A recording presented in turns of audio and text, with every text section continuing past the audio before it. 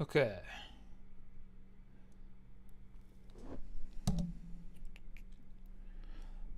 I'm animating some goopy loops, and I was doing these kind of like venomy goopy looping stuff here, and I thought it might be cool to do some music notes in this style.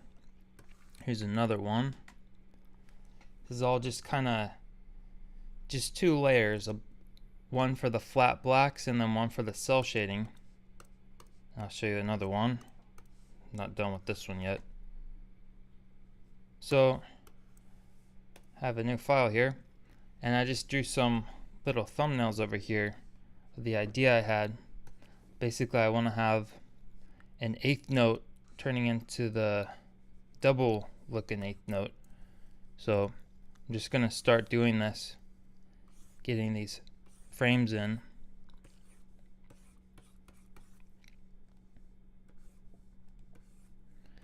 And this is going to be the first keyframe.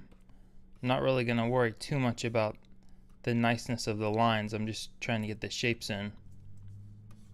So this is the first keyframe, and it's going to morph into this.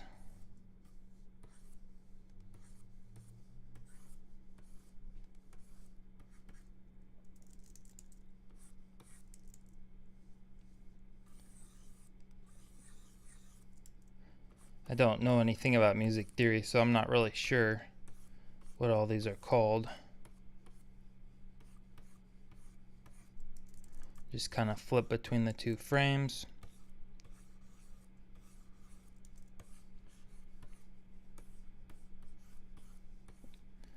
And like I said over here, I just drew these little thumbnail ideas to remind me of kind of the shapes I was seeing. I took a little nap today and I was seeing this image in my eyes. So sometimes if you're too tired, if you don't have time to animate, just draw little thumbnail sketches in, and then when you have more energy you can revisit it and flesh it out. Because memory is very fickle, it's easy to forget things sometimes. So now I have these two frames in, and I'm going to stretch the first frame out and delete it. So now there's an in-between, and I can turn my lightbox on and see that this is what it looks like in between. So now I'm on this little thumbnail pose over here, and I kind of see this pushing up a bit before it goes down. This anticipates the downward motion, and this little chubby part is gonna squash down here, almost like an exclamation mark, and then it'll stretch apart. So now add some more in-betweens to try to define this motion further. And so now I see this coming down and really stretching out. So this horizontal line is gonna contrast this long vertical line over here. So with animation, everything's about contrast. The more extreme difference you have, the more motion you have. If you don't have any contrast, then you don't have any motion. So it's all about the contrast. Sometimes if there's a lot of change in between frames, you'll have to add more frames to flesh it out.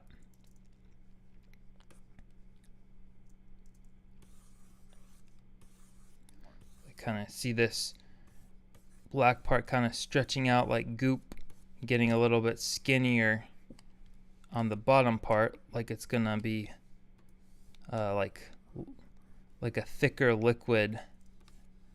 The mass is pushing out, and you can imagine the viscosity of it being almost like mud or lava, where it's a little bit thicker than water, how I'm imagining these music notes. And like I said, this isn't all about being pretty right now. I'm just trying to get the idea of the motion in. I can polish these up a little bit better later. Right now I'm just trying to get some motion going here.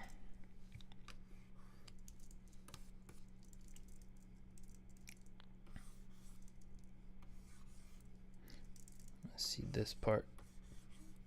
Kind of bend like bow legs.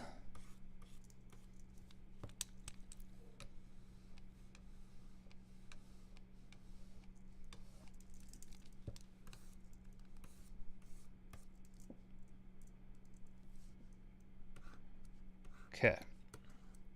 I'm actually gonna turn my frame rate down a little bit so I can see this. I'm gonna put on 8 frames a second just to get a feel. So obviously with in-betweens it'll be slowed down more. Alright. Alright, so here I have this little tail. This little eighth note has this little tail here, and we need to do something about that because it disappears when it goes into this pose. So I'm actually thinking I'll have this kind of break apart as it goes up into here. So this little tail breaks apart from the main mass and we'll have it dissipate.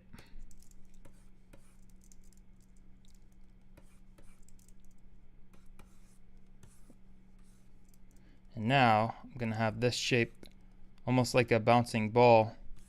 We need to have a pose in between that kind of stretches into this down squashed shape. And it's not like, yeah, like with a bouncing ball there's like rules of physics and arcs and gravity and all that stuff. For abstract stuff, you kind of can just pick and choose what you want to emphasize because there's really no right or wrong way to do what I'm doing. I'm just doing something from your imagination. It's very freeing in that sense because you can just improvise and play jazz with shapes and have fun. So like animation doesn't have to be this super serious, stressful thing. You can have fun with it. That's why I kind of also like special effects type stuff. There's a little more wiggle room to play around with shapes. So now I'm gonna, before I forget, I want to have this shape here go up before it goes down. So we'll have this actually go up first, and then it'll go down. And maybe this part will squash down just ever so slightly.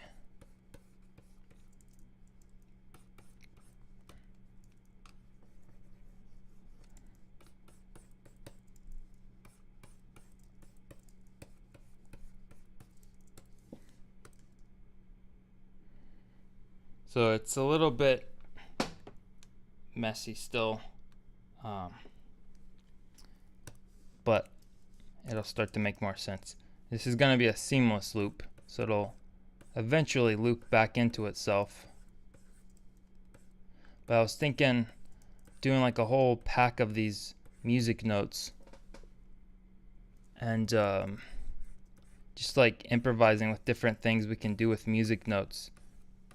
And that'll be good assets for music videos and like visuals that have to do with music. So I'm also working on some instruments, some goopy animated instruments. So it'd be fun to incorporate these music notes with that somehow.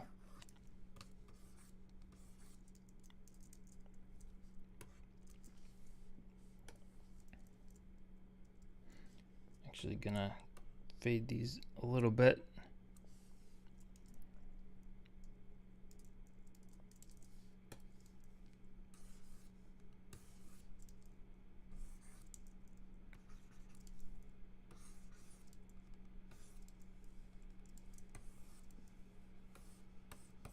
We'll push this down pose a little bit more, exaggerate it,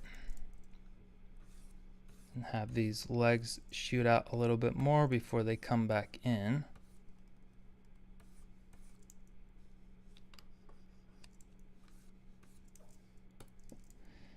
One thing about animating is when you're first starting something, it can feel kind of insecure because it doesn't feel as cool as you're imagining in your head. But it's just like sculpting. You just have to take it one little piece at a time and go over it with your keyframes, add more in-betweens, polish things up, and eventually you'll start sculpting a motion and an emotion that you can later refine and tweak up to be pretty cool. I'm just going to bring this whole thing down just a little bit because I want to have this up pose go up a little higher without touching the top of the screen. Also, I need to save. Very important to save every so often, because there's nothing more depressing than losing your work.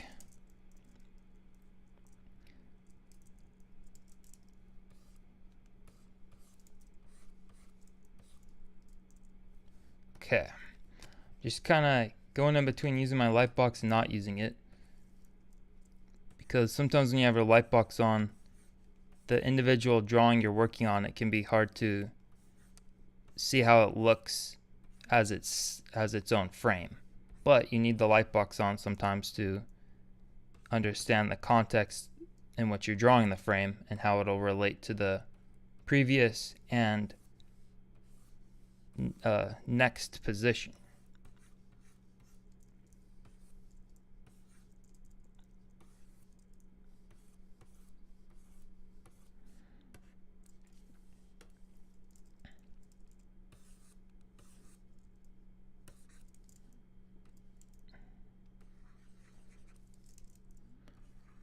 Wherever there's these parts where it's like a big gap in between stuff, I like to add, just make some little parts break apart and then we can dissipate it.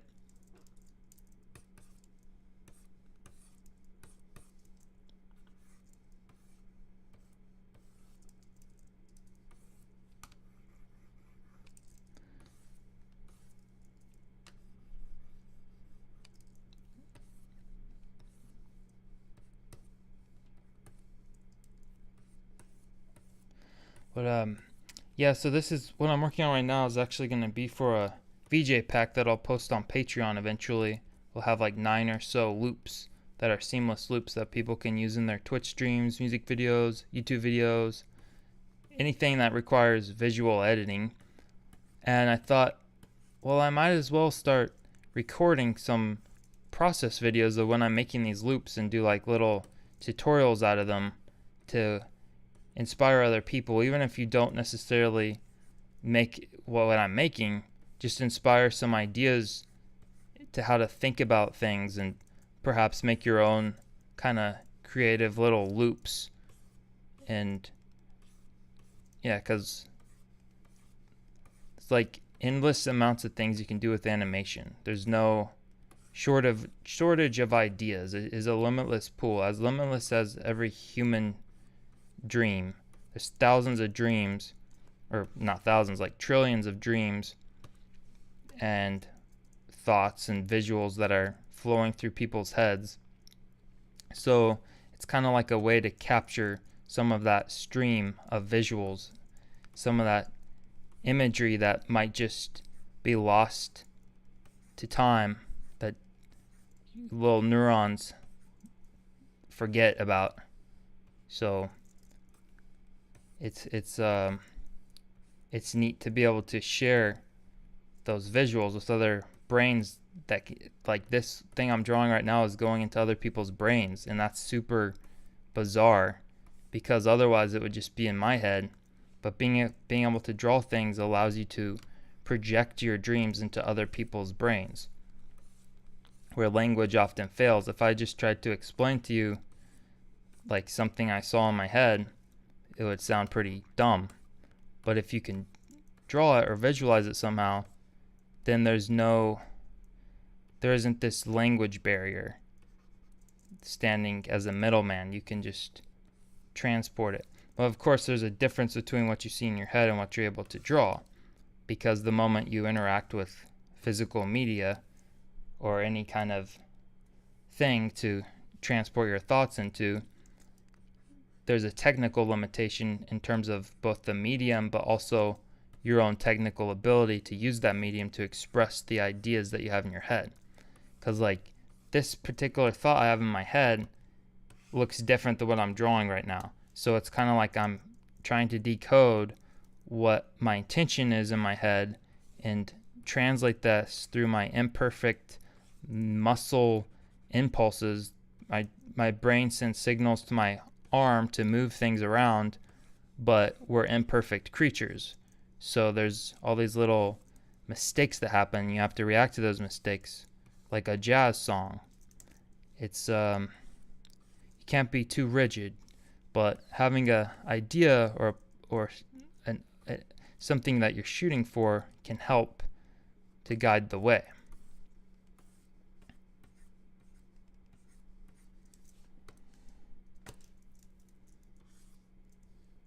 So right now I'm kind of just massaging these frames, going in between, back and forth, because everything's going to be built on these key poses and breakdown positions. So I want to make sure that they're having a good interaction with each other before adding in-betweens, because the in-betweens just smooth things out, but it's kind of like polishing a turd. If your keyframes are not working, no amount of in-betweens is going to fix the motion. It'll just compound the mistakes that are already there. So everything depends on the keyframes working in collaboration with each other.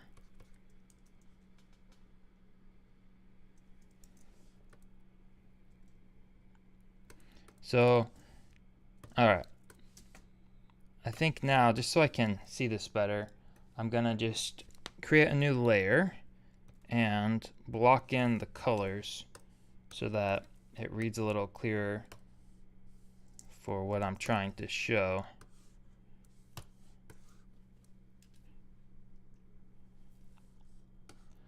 But yeah, I'm gonna start doing these tutorials more often and post the animation files on Patreon. You can use them in your own stuff. But right now, mainly Patreon's for VJ loops, but I'm also gonna start doing a monthly tutorial for Patreon, and it'll have stuff that you can download.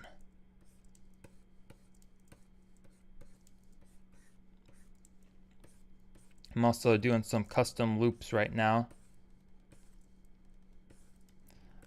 Definitely more interested in doing loops than music videos right now, because the music videos can take so long, whereas a loop, you can create something so much more quickly, and that's a lot more freeing and less depressing than spending a long time on a music video where your head is just spending weeks and months in the same space. The loop, you can get a piece of art out in a couple days. I mean, it's still a lot of work, but a lot less than spending months on a single thing.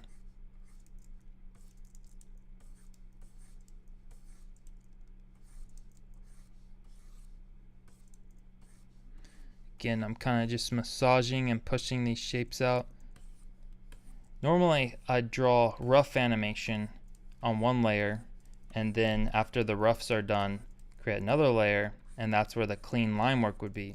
But since these are just one flat color, I'm just drawing this all straight ahead with no rough layer. This is just going to be the cleanup layer, and I'll polish it a little bit more later on by erasing mistakes and adding some stuff. But this is like a super fast way to animate compared to like character animation or things where you have multiple colors and stuff. I'm really just kind of having fun playing with the idea of animating a main shape, and then I'll go over with another layer and add a little bit of cell shading to make it pop, so it's not just this totally flat shape. Although flat shapes could be cool too. For what I'm wanting to show, I want it to be a little bit more goopy. And so let's see here. All right, so now I'm gonna have this pose kind of ease into a held pose. So this one will go up a bit.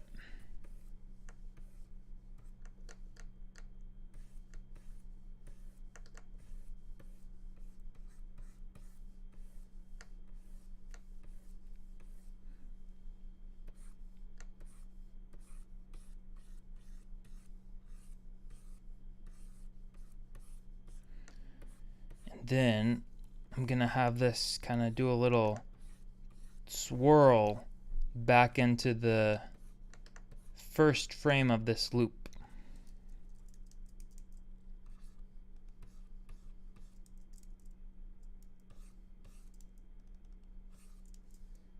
Let's see here. I might need to flip these horizontally. Sometimes I can catch things that look a little bit wonky. When you flip it horizontally, it gives you a fresh perspective.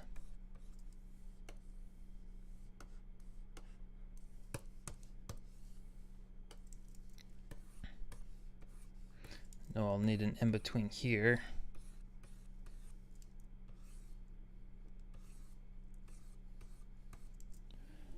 Give it a quick save. All right. Now, I'm just gonna flip all these horizontally and we'll check how this feels. All right. You can kind of feel this jam into a beat already.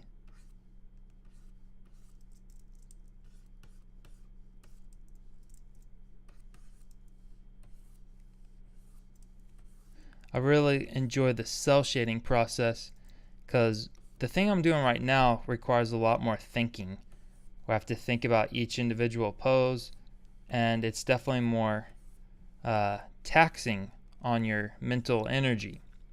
But the cell shading is something I can do even when I'm tired because all the critical thinking has already been done with the poses, and it's just a matter of kind of following the contours of these lines and adding highlights where it makes sense according to your light source. I normally just imagine a light source coming from the top left or the top right, so I can kind of have the cell shading at a little bit of an angle. I think that looks super cool.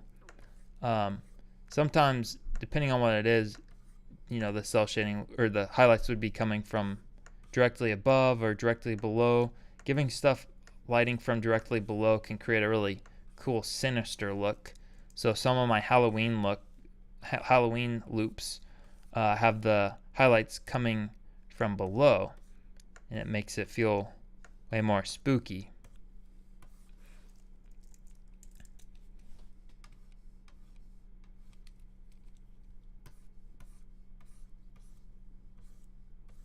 Also, some other ideas I'm having for these music notes is maybe like a notes walking, doing a march. Like this looks like feet, so I think it'd be cool to have one doing like a big march, almost maybe like those hammers from the Pink Floyd The Wall.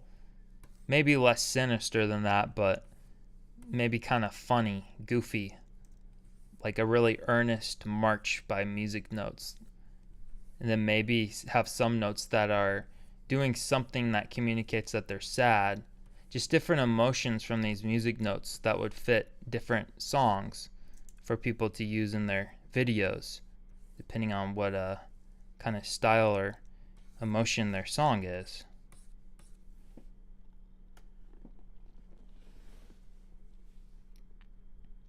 I've found that animations are instantly more dynamic and interesting if in-betweens favor one or the other frames or do something a little different rather than just an average of the two.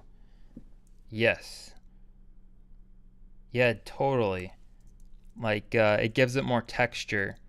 Sometimes I do like things that are just really smooth and like even. It depends on the context though. But especially for character acting, I totally agree. Like it also makes the poses more readable to have like the main storytelling poses have a frame or two favoring that, And it also kind of just, naturally comes into the whole concept of easing in and easing out. Like if you're doing that, then you're already going to be favoring the starting and ending poses as you accelerate and decelerate into them.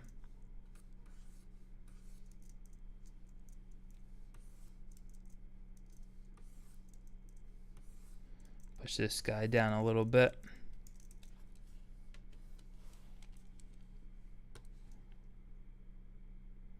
So yeah, this guy, now that I gave him a little belly here, there's like a little boom, little rhythm to it.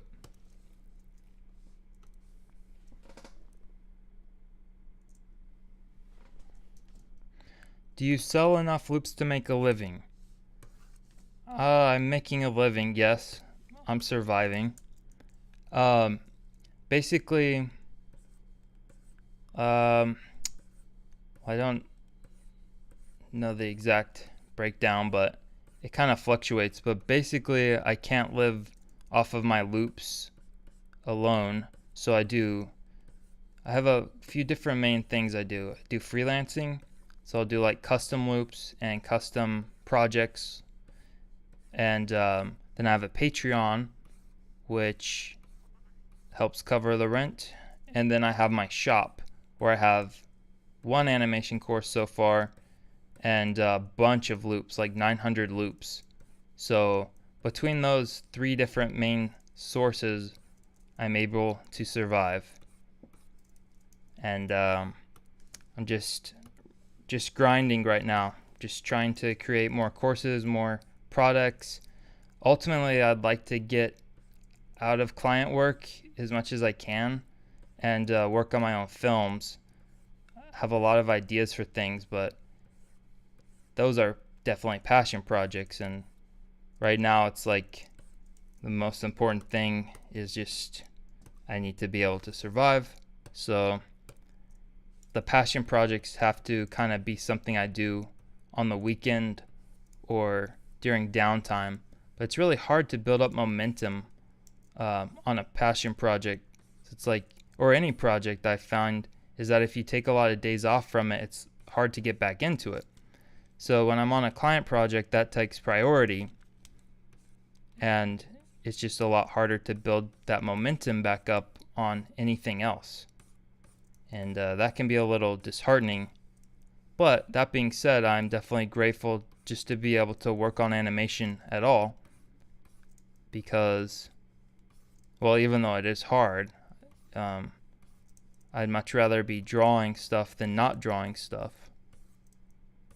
And every project is like a jigsaw puzzle.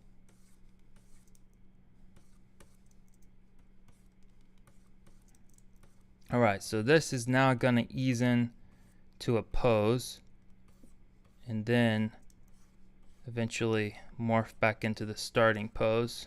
I think I'm getting a little too fussy with polishing this up on the live stream. I'll polish it up later. Right now I just need to get the motion in. I'm going to flip this back to the original position.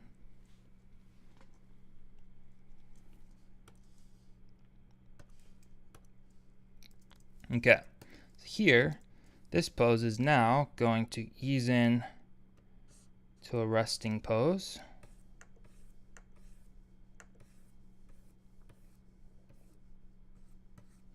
I'm going to draw this drawing much more closer to the preceding drawing.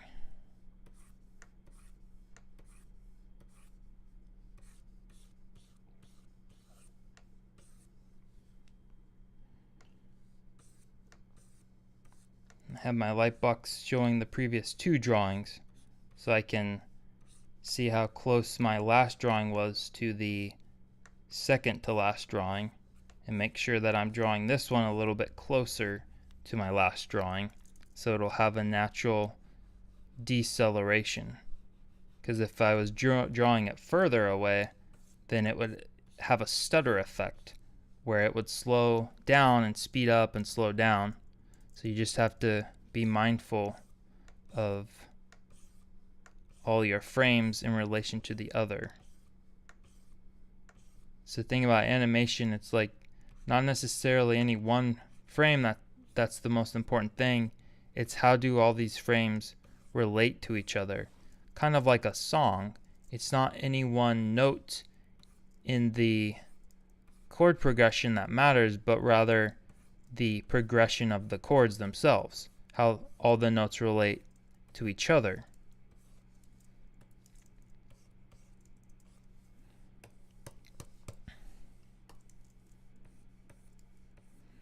And I'm definitely going to add in-betweens eventually.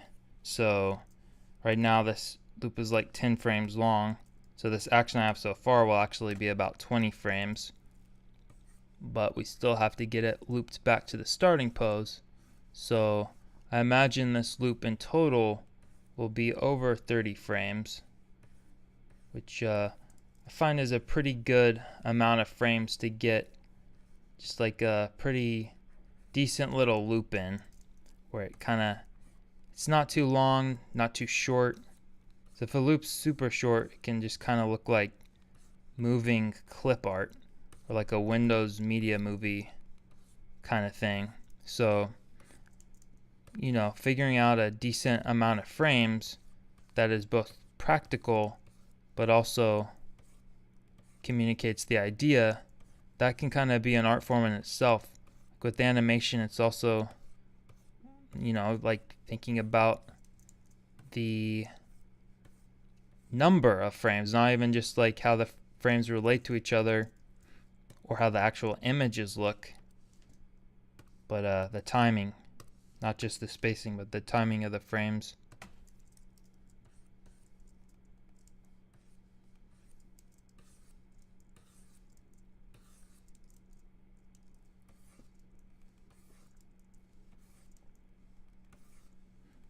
Kind of just flipping back and forth. Check them out.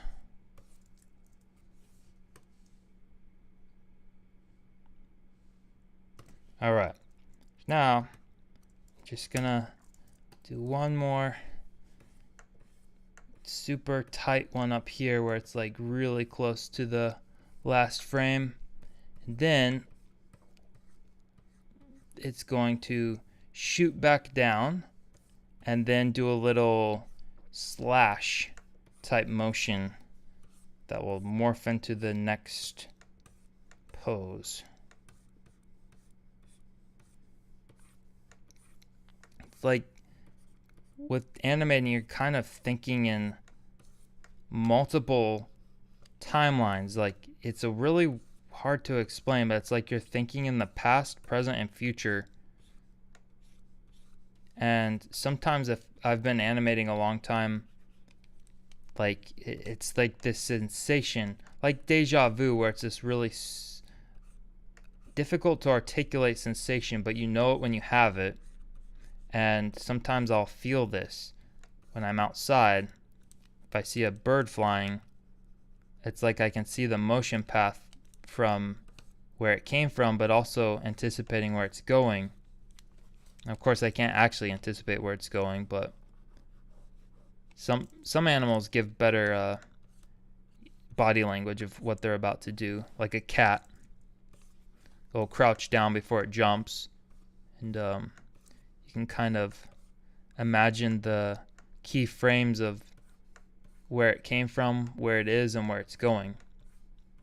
It's kind of cool to try to deconstruct reality in terms of animation. It's probably a helpful exercise for beginners to do, to start thinking about.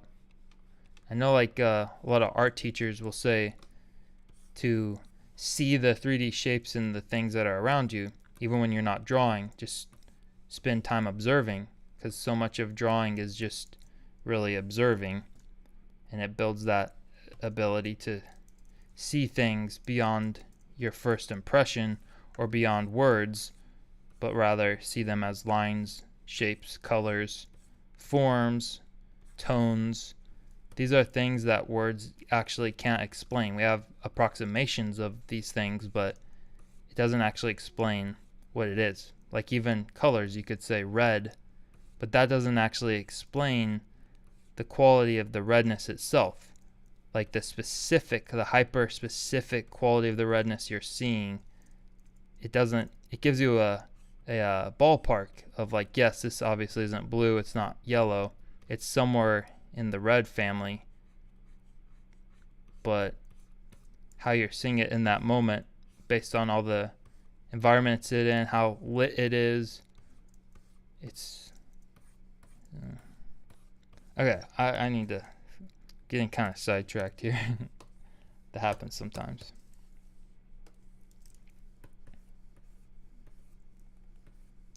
Talking is yeah, I know I talk about it every single time I go live, because most of the time during the day I'm not talking at all. I'm just like listening to stuff, listening to video game music, animating.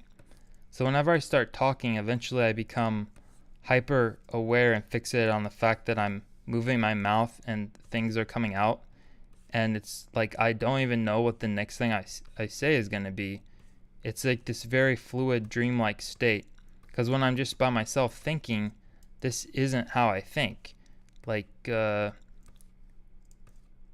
sometimes when you're just by yourself, or at least for myself, I just kind of think in like half sentences, or just like feelings or images or things like that. But once you start actually talking with the knowledge that someone else is hearing you, there's all these other calculations that are going on. You're triangulating what you anticipate another person is thinking based on your words, and you have to kind of cater it towards that person. But with streaming, it's more bizarre because there's no one here, so I'm catering it towards this phantom, this illusory audience. If I may ask, what would you say is a price for an animated video clip for an indie band? Ooh, well, it depends. So like, if you mean like a loop, like a 5-ish to 10 second, I usually charge 500. If it's like super duper simple, it could be as low as 100. Or if it's like kind of like medium complexity, which I know is like an abstract term, like 250. For like music videos where I edit it out of my pre-made loops, I normally charge 500 per minute, and that's because I don't have to animate from scratch, which I'm trying to get away from. If it's from scratch, it would be much higher. So, but then I can do like a combination where it's like maybe there's a few custom animated elements entirely from scratch, and the rest is just edited out of my library of loops, like Lego blocks.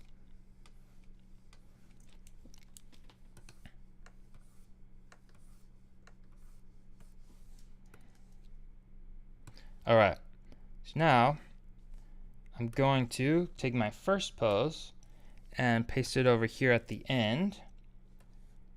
And now I need to somehow go from here to here. Now if I just did straight in-betweens, if I just like literally did this, then I could just draw like it morphing like this into here, and that's like super boring. So I don't want to just go from A to B. I want to go from A to C to Z to B. So I'm actually gonna have this shoot back down in anticipation of the up position. And let's see here. Okay.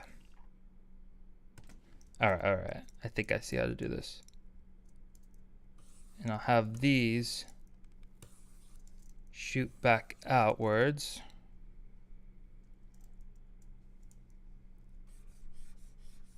Let me think here. How was I gonna do that? Hold on a second. Hold on. Okay, actually, we'll have this go down, and we'll have these kind of absorb into each other.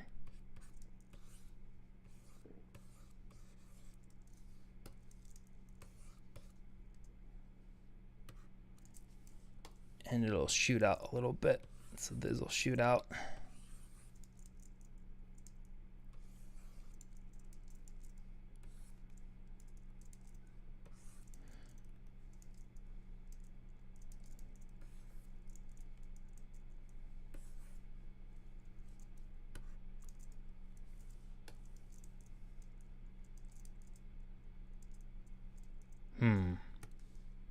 Actually, I kind of dislike that. What did I do? Just cycle through this. Actually, that's terrible. Never mind.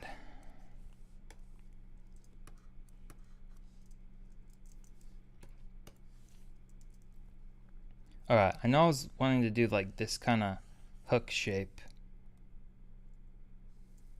Okay, I think I see how to do this actually. I have this go like this.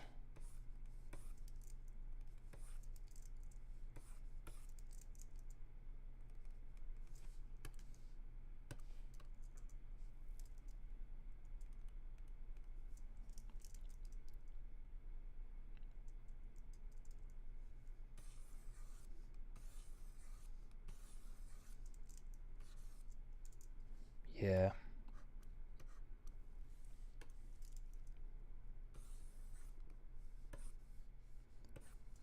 Okay, maybe I give it little speed lines.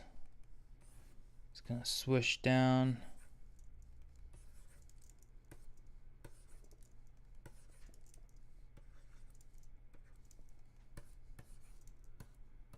Sometimes you just have to experiment with a few different ideas and see what works. Don't always need to stick too close to your plan. So once you start making things move, a different idea will be revealed to you. So now what I'm doing is I'm going to have this squished down, and it'll have these kind of motion lines, and these will break off into individual little bubbles here.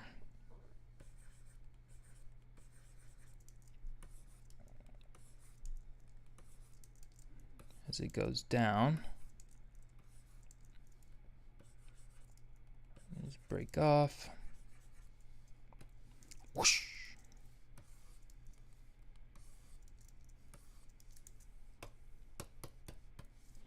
All right.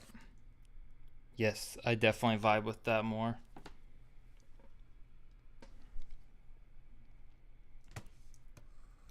Okay.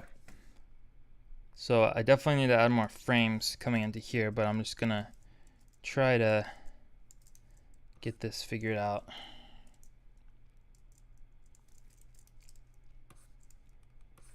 So these legs are gonna get squished and merge together.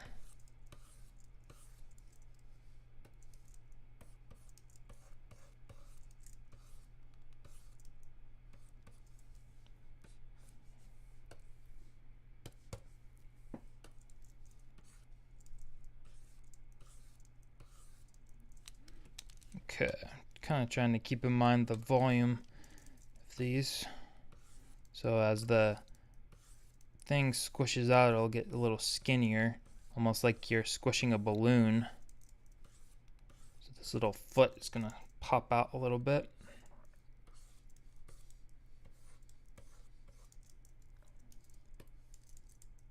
And here, the legs are gonna be merging now.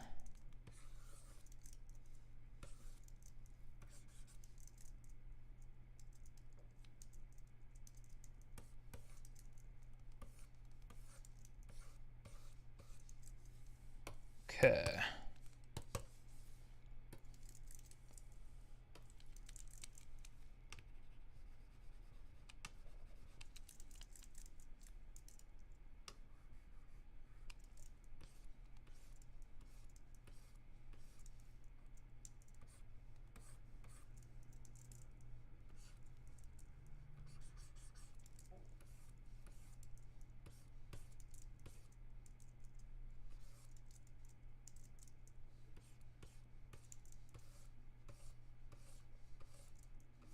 This is definitely abstract.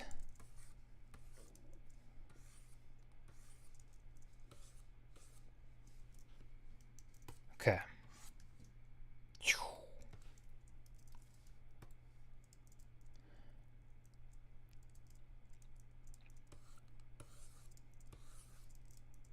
it's going to be completely squashed.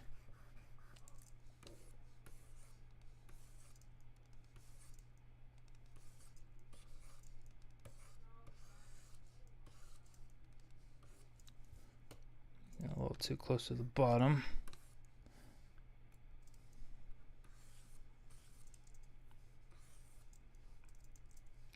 All right.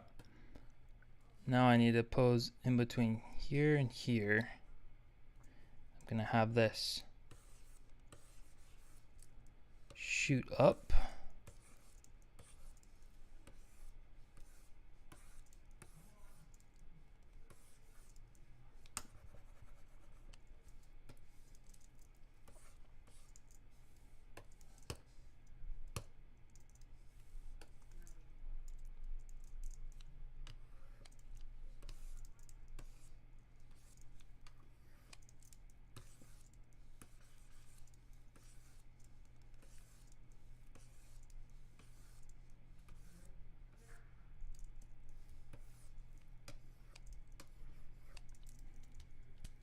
This one's gonna have a more sharp feeling to it as it's gonna be going a lot faster.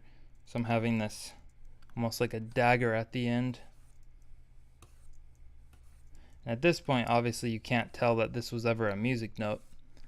This is kind of a smear frame where it's like this is all about showing the motion. Isolated, this frame doesn't make any sense at all, but you won't see it so much as you will feel it when it morphs into the next shape.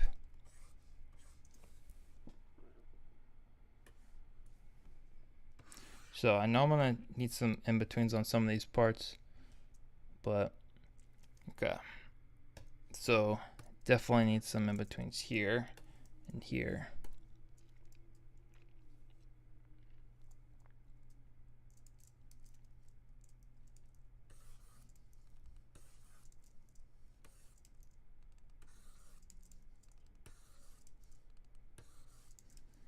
So this will be continuing off of the smear frame. It'll also be a smear frame that will eventually start to regain its original shape.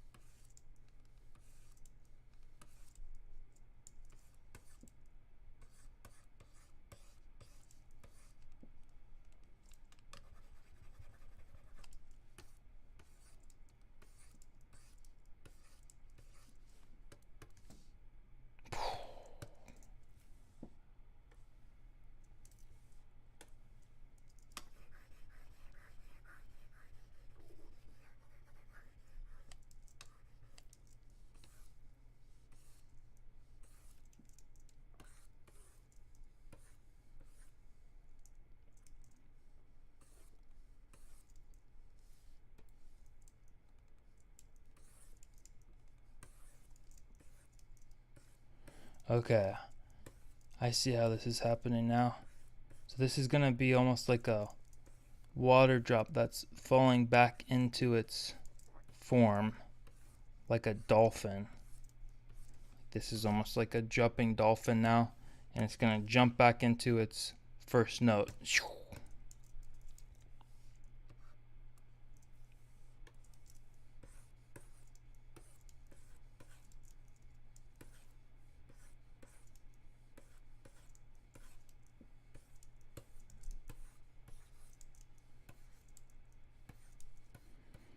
Eventually I'll need to be adding some things that have these tails dissipate and break off. It's kind of like Sonic the Hedgehog spin dash right now.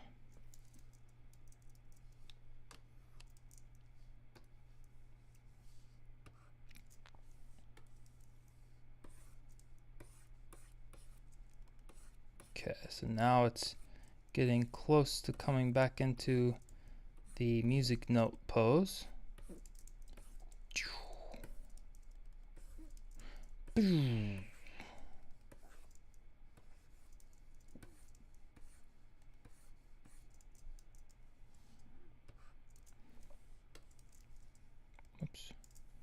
All right.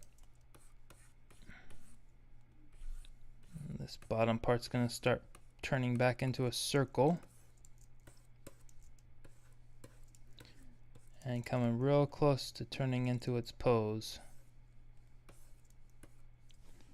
Let's see here. Let's click the thing. Fuck. Go, hold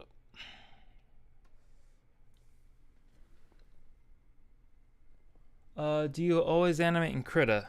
No, I've never animated in Krita. This is TV Paint. But I've heard good things about Krita. Best thing, of course, is that it's free. I would like to start animating in some free programs. TV Paint is too expensive, in my opinion. Alright. I'm gonna take this second frame, post it at the end of here so I can see how the first frame goes into it.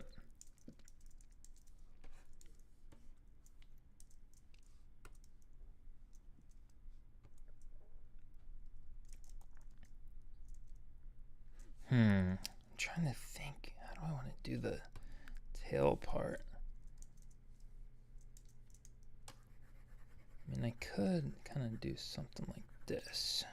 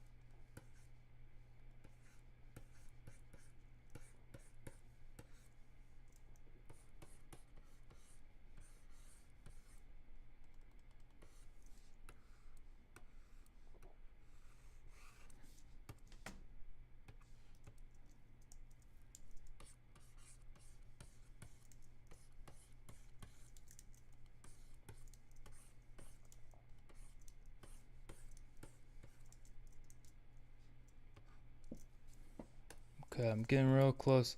Sometimes one of the harder parts about doing a loop is figuring out how to make it tie back into the first frame.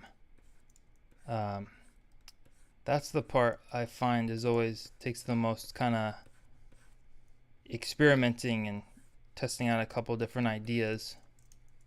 Coming up with the two main key poses of the loop is one thing, but then getting everything to connect, that can be a different problem to solve.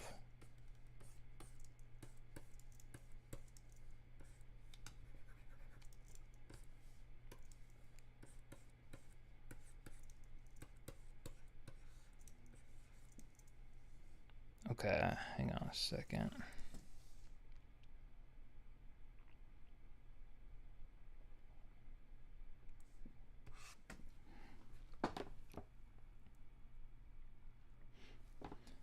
Okay, I think I'm starting to feel this out.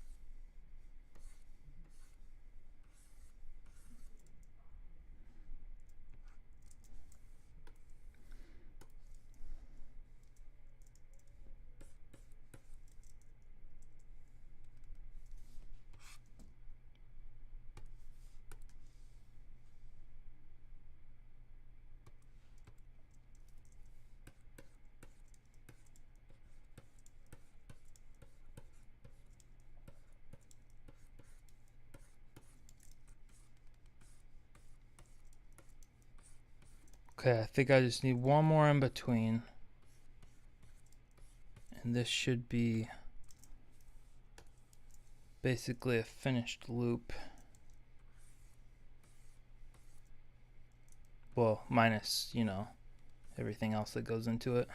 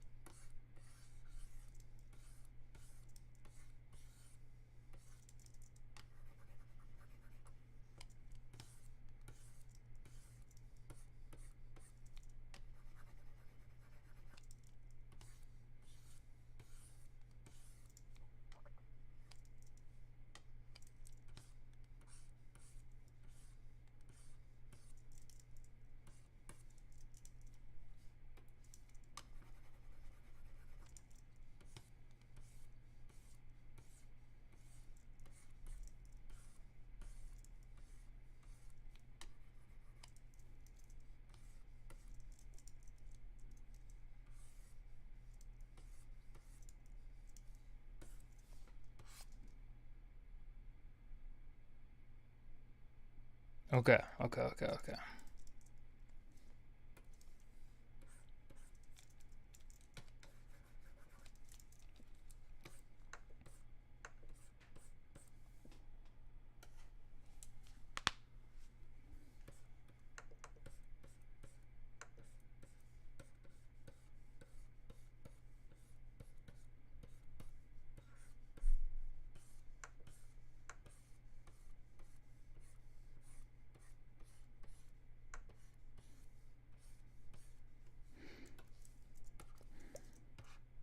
Okay, I reworked these first two frames at the end here, so I'm gonna paste them at the bottom and delete the old ones.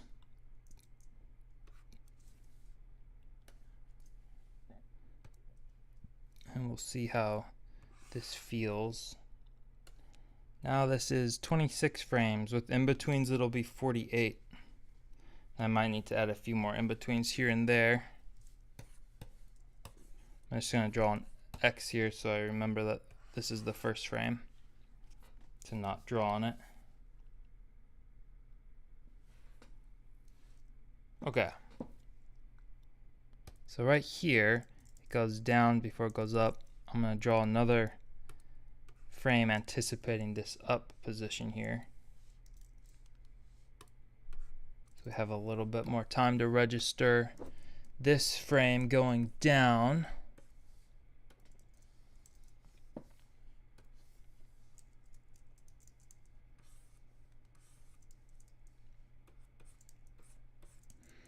Bend it out, have it go down. It's going to be more snappy, like a spring being pushed down before it jumps up.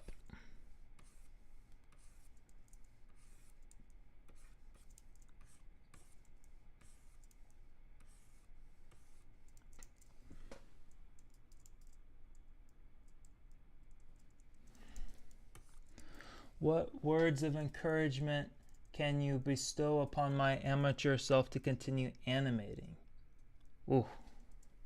Well, everything that's worthwhile is hard. So don't give up. Taking one small step is better than taking no steps at all. Progress might seem slow, but you are getting better. And if you're feeling burnt out, don't feel guilty to take a little break. Get outside, get a little walk in, do something you enjoy, and maybe try to do projects that are easier to finish. Like if you're wanting to do some big epic project, you might get discouraged that you're not seeing any progress or that it's not getting finished.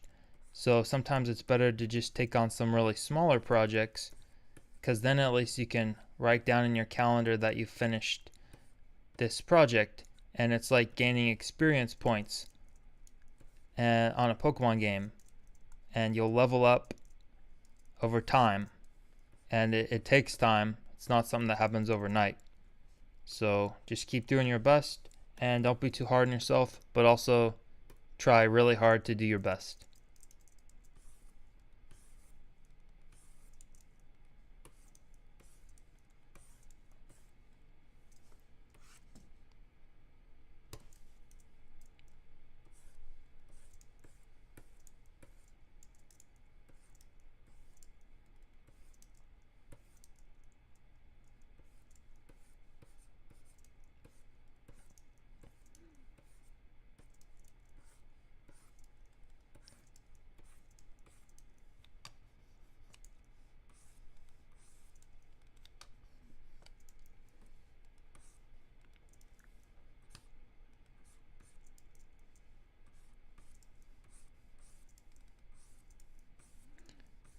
Okay, now let's see how this looks.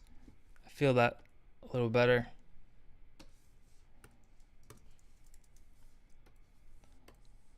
I might go ahead and start doing some cell shaded parts, maybe.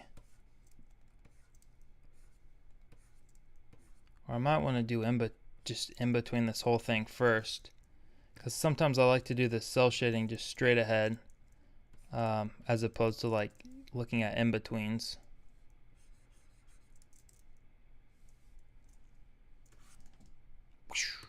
Okay, I know I need a little bit more time here.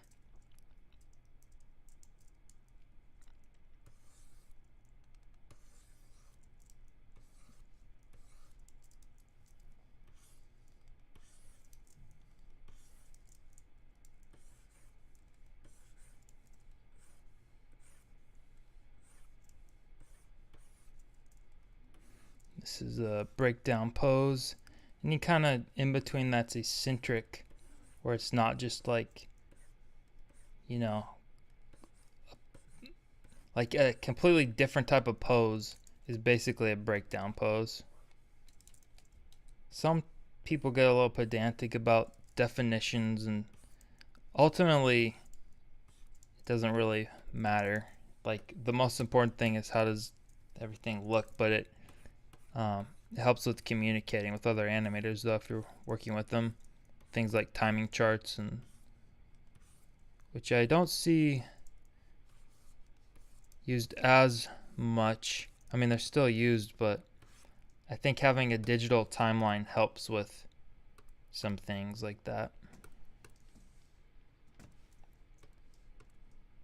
Like the X sheet, for instance.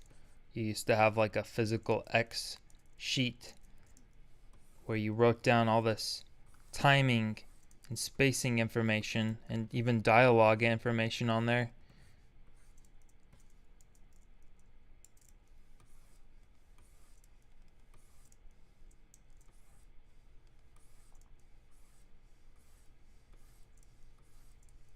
Sometimes it's good to take a little rest from the eyes. My eyes have been getting strained a lot, so I'm wearing my fancy computer glasses, but I definitely should probably rest my eyes a little bit. I'm just trying to get this whole thing more or less finished in one go.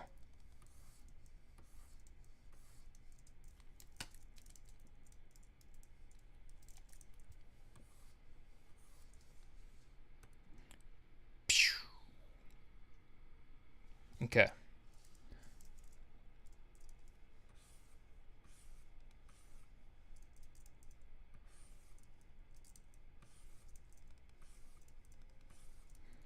Now I don't even have my light box on. I'm just going over these individual frames and kind of making them a little smoother, making the shapes a little more appealing. Just a little bit of touch up before I add in-betweens.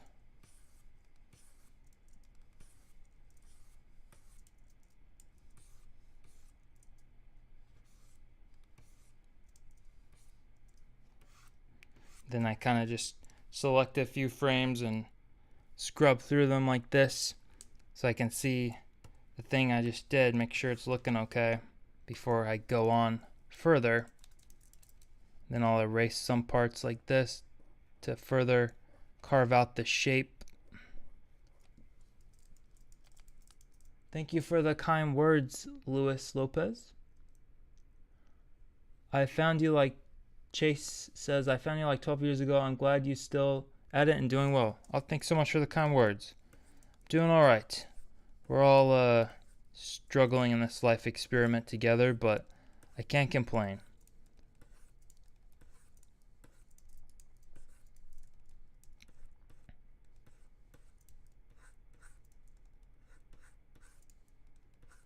Okay, I need to not focus too much on little details. Okay.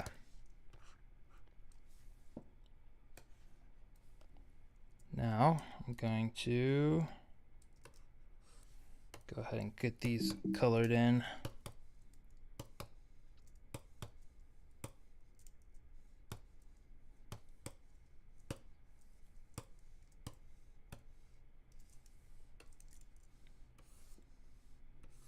Like I said, I'll polish all this up later on my own time, but there are some pretty obviously ugly looking stray pixels here that I just want to smooth out just because it's gonna bug me to look at it.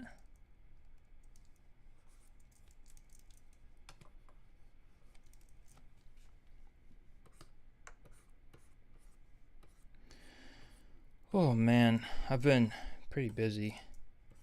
Did a wedding animation actually. Took most of July and June and July I was pretty much working on it. When I was working on other projects to survive and whatever, but definitely put over 100 hours into this wedding animation. It's on my YouTube. It's just called Storytime Wedding Animation or something like that.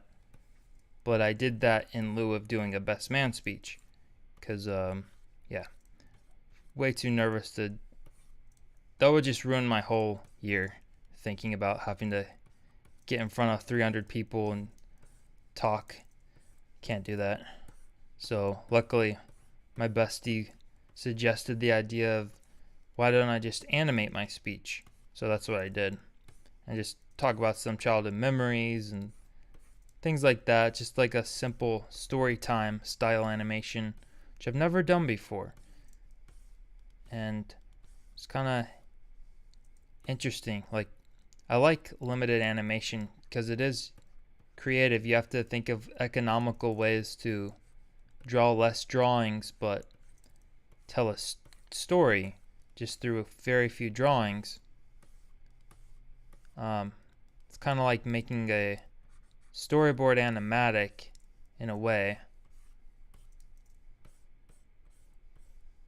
but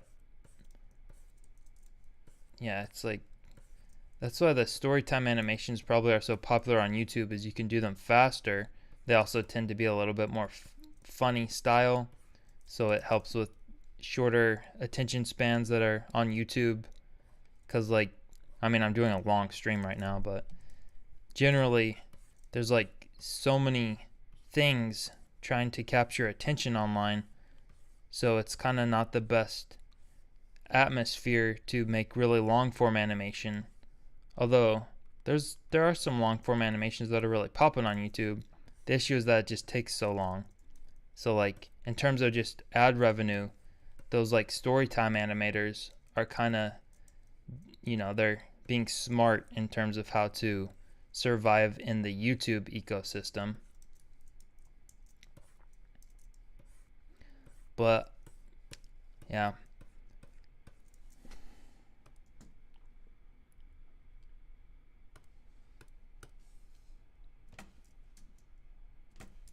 I'm not really interested in like chasing trends or anything. I don't mean to say that like judgmentally, or like saying that as some kind of pejorative type of undertone, like chasing trends. There's a better way to phrase that, but I'm just interested in just kind of making things that I feel like making, and that usually doesn't align with trends, and if it does, then it's kind of by accident. But I was thinking maybe I'll animate some things that are popular just to try to get more reach. But there's something sort of soul crushing about just doing something for views. It feels like gambling, like you're putting a video into the YouTube slot machine. And I think that's why a lot of like professional YouTubers have so much stress and like mental health things going on. It's because their entire livelihood is built on this very random variable of the algorithm.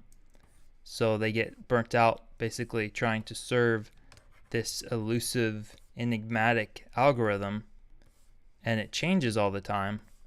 So like something that would have been common sense 1 year or even 1 month ago maybe is no longer so common sense. It might be something in fact that gets your video send a signal as it being spam or something. So just kind of interesting.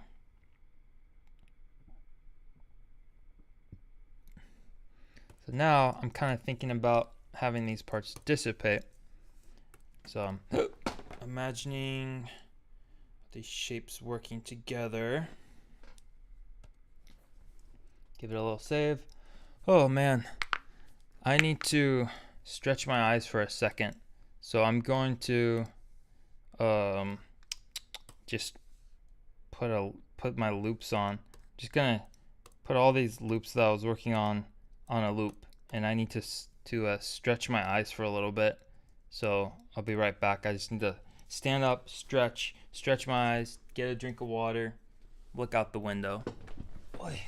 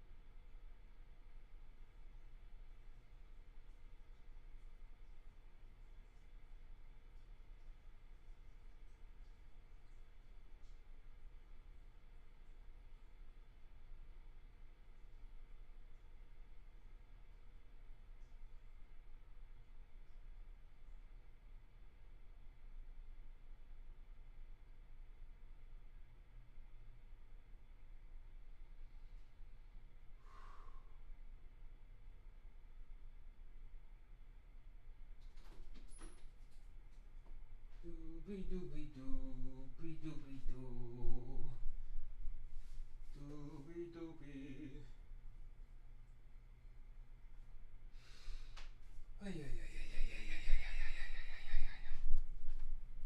Okay, I am back. I hope everybody didn't leave. Thank you for sticking around if you're still around. And now I'm going to do some stuff, and I'm just gonna try to add all these in-betweens. I'm just gonna try to finish this loop in one setting. Let's just April Fool this out. Alright, let's do this thing. Just check this really quick. Okay, I think I can vibe with this. Let's do it. So now I'm going to select all my loops and click Add Exposure. So now on my timeline, every loop is repeated for an extra frame. So this is how slow it'll actually be going. once I add the in-betweens. So ultimately this is going to be a 55 frame loop. It's kind of more frames than I was expecting, but I'll have some other ones in this pack that'll be smaller. So now I need to go over and delete the second frame of every image. So each frame is held for 2 exposures. I'm deleting the second exposure. So now each image will be held for exactly 1 exposure, and I just need to add in between drawings in between all of these images.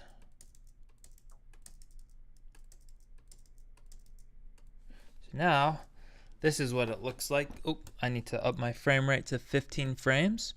When I export this, it'll be at 30 frames a second on 2s, but right now it's on 1s at 15 frames a second. So this is exactly what it'll look like. I want to make a rubber hose animation. What would be your #1 tip for something to keep in mind? Okay, well, keep it simple. Look at the old rubber hose cartoons and study the character design. And the most probably important principle of animation with rubber hose is squash and stretch, and also character or motion arcs, easing in, easing out, and keep the limbs rubber hose, of course, which is ties in with the name. So, you know, keep everything really loosey goosey. Study the wave principle. Study S shapes. With rubber hose, things tend to be more soft and S shapey, whereas like a lot of more edgy or like adult animation, there's more harsh curves. And of course, like the villains in rubber hose might have some more harsh curves for character communication, but in general you're going to be dealing with a lot of ovals and circles. So just like study the old cartoons and try to emulate that feeling in your work. It's a very fun style to animate in.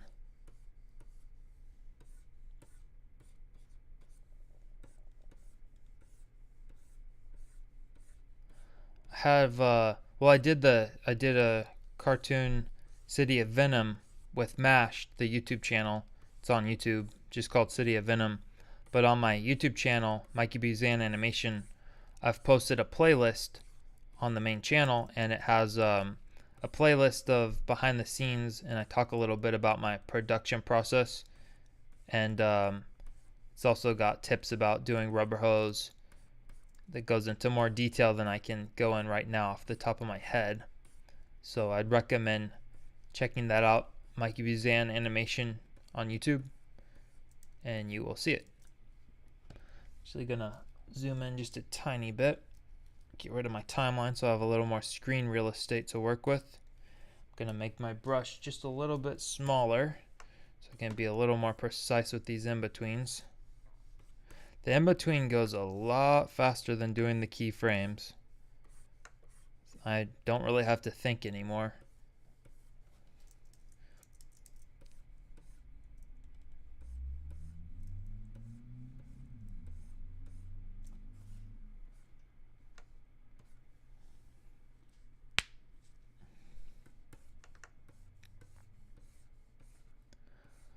I haven't really watched the Cuphead cartoon. I think I saw one episode. But I have the game.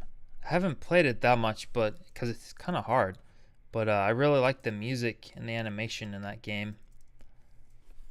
So normally when I play Switch, it's kind of to unwind. I usually do it before I go to bed if I play games at all.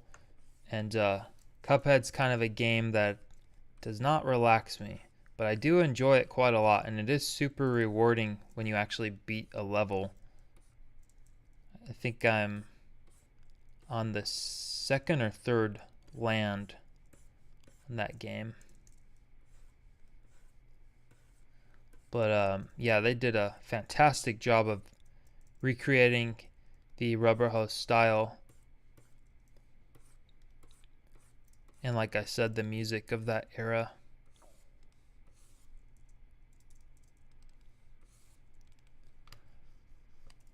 And it was more authentic because they did all the rough animation on paper, and I think they even did the cleanup, the line work on paper.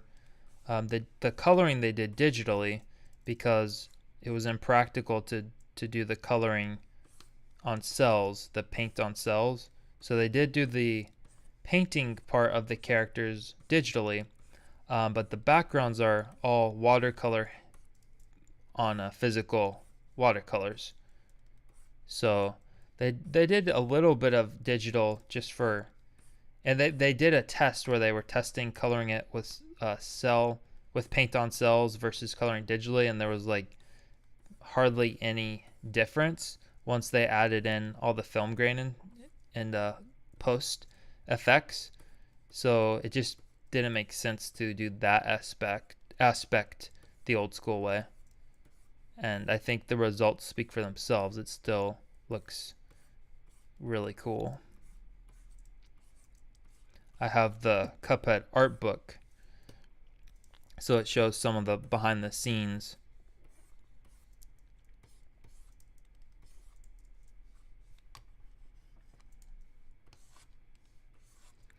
And I like the Betty Boop cartoons. Those could be pretty surreal.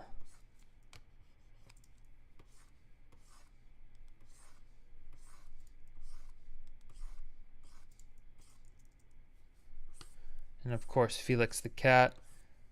A lot of Felix the Cat stuff was improved upon by Mickey Mouse and others, but it is also kind of the start of thinking cartoon characters that had emotions and weren't just like being moved around. I think like the first official cartoon character in terms of a thinking character, I might be wrong about this, but I'm pretty sure it was Gertie the Dinosaur by Winsor McCay or Winsor McCoy. I can't remember. I might be mispronouncing. But he was a newspaper cartoonist who also helped pioneer 2D animation.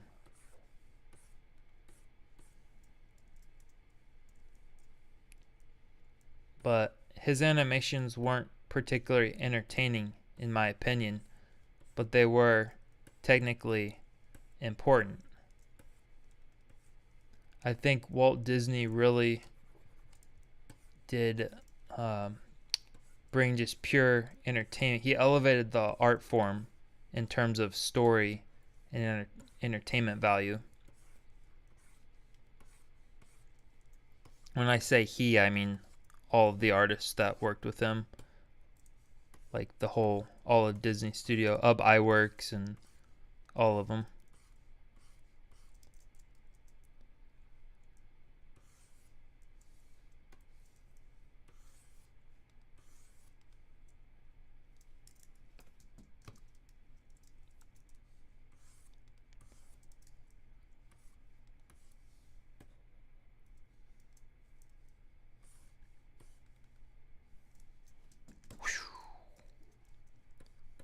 I'm gonna have this in between, favor the green a little bit so that the next pose will be a little bit more snappy. This won't be a perfect in between.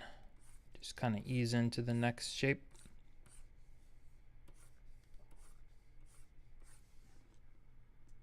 Have you seen the Mouse PI for Hire game?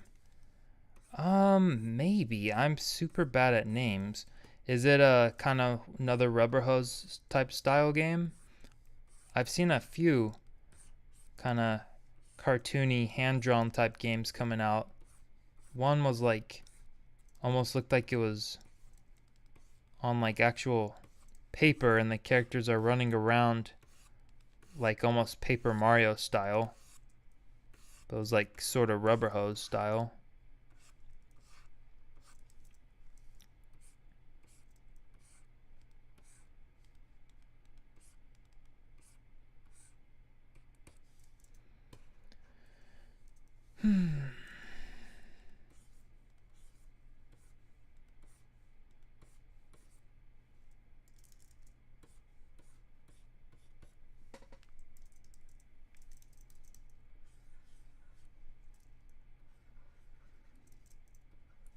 go, have that part dissipate.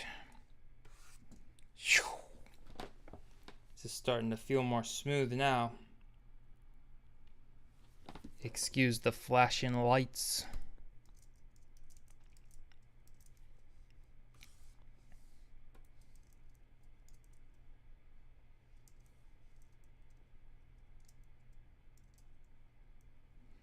Okay, actually these legs need to come out more.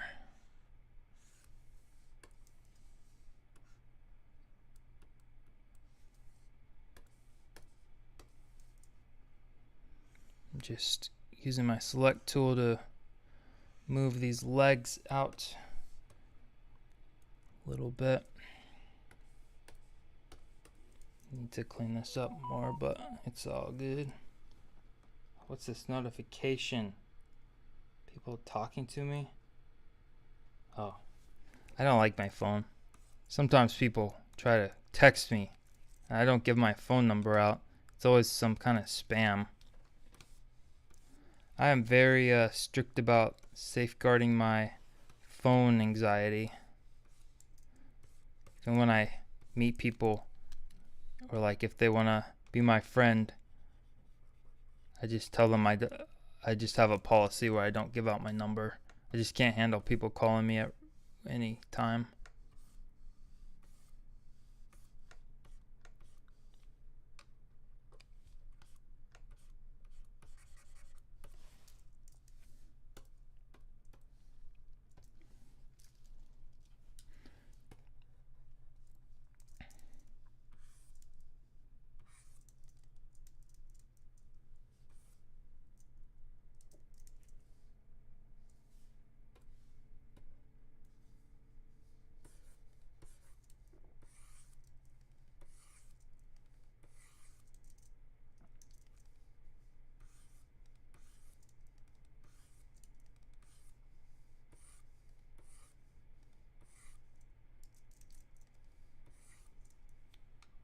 I don't know how to do this one.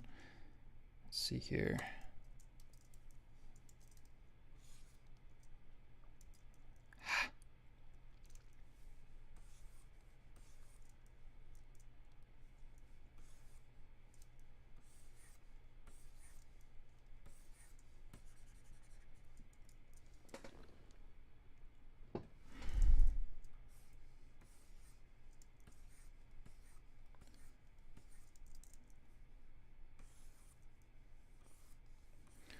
Oh, I just finished watching Blue Eye Samurai a couple weeks ago. It was brutal. Pretty awesome series though. Kind of made me sad. Definitely some darker subject matter. But it had heart. It wasn't like totally nihilistic. Really awesome animation techniques, awesome art direction, some pretty creative action scenes, and good character development. Cool blend of hand-drawn aesthetics with computer. I watched a little bit of a behind the scenes where the one of the animation directors actually worked on Into the Spider-Verse, and she is like a martial artist, so she actually filmed herself doing moves and showing how to walk with like traditional kimono and like traditional Japanese type tea ceremonies to aid the animators in making authentic Edo period type behavior and body language.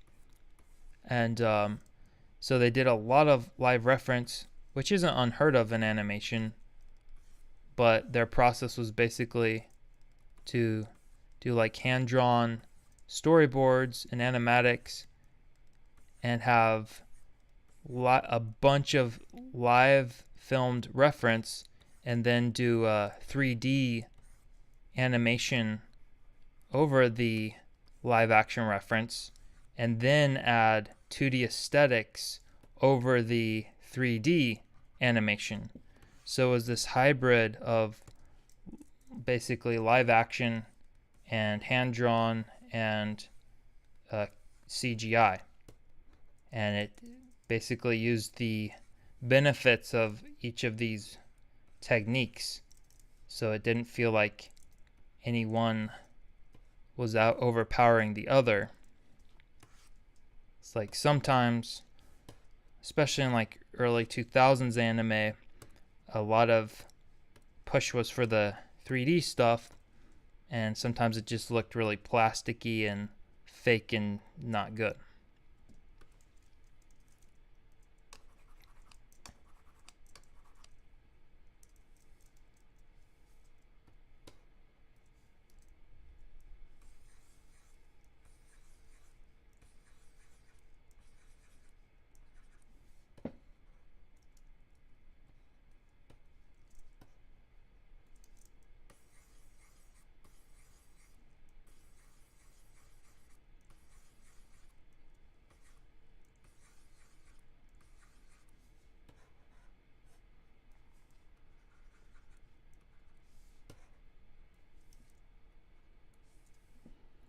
Ooh, give it a little save.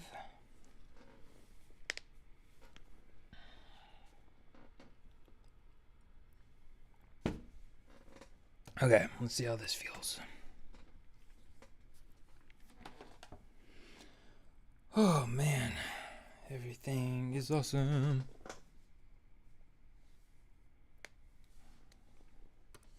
Animation techniques in Blue-Eyed Samurai I'd like to try. I guess just animate good characters. But like I guess a lot of it was like I said, a lot of it was computer stuff, like there's a lot of camera movement type things that you can't really realistically do in purely 2D. So things like cool complicated camera movements following the characters through an environment, and then you can texture map 2D elements onto it. That's what I really want to try to learn Blender for, cause just like make things that are more immersive, like you're looking into the screen more, things on the Z-axis.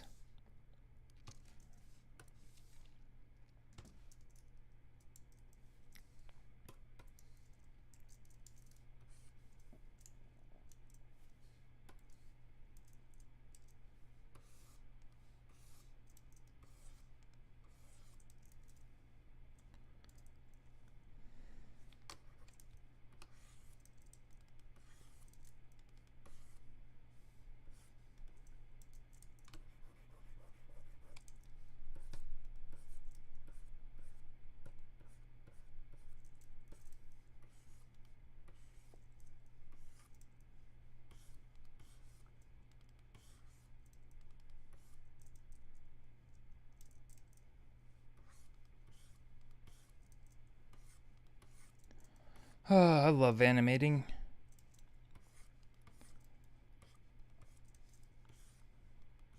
I just like moving my hand around and watching shapes happen.